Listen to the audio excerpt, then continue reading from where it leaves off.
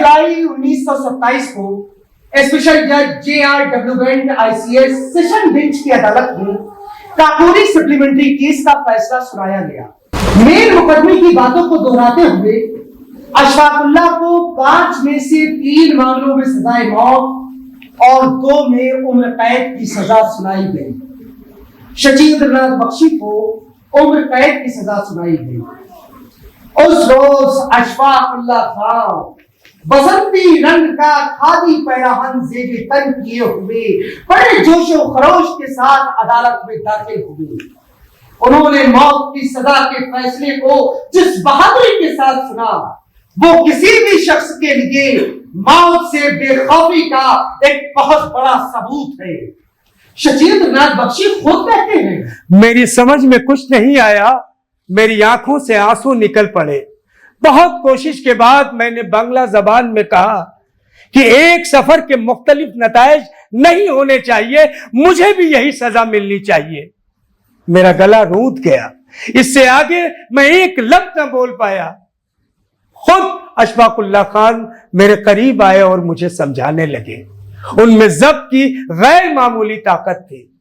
फैसले के बाद हम लोगों को अदालत से जेल लाया गया।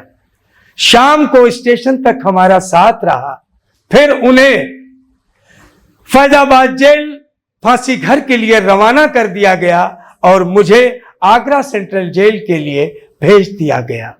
उस दिन से वो और मैं हमेशा के लिए जुदा हो गए। स्पेशल जज के फैसले के खिलाफ 18 जुलाई 1927 को अवध चीफ कोर्ट में अपील दायर की गई। चीफ जस्टिस सर लुईस शर्ट्स और खुसूसी जज मोहम्मद रजा के सामने दोनों मामले पेश हुए और अपीलें खारिज कर दी गई, जिससे पूरे मुल्क में एक सनसनी सी फैल गई।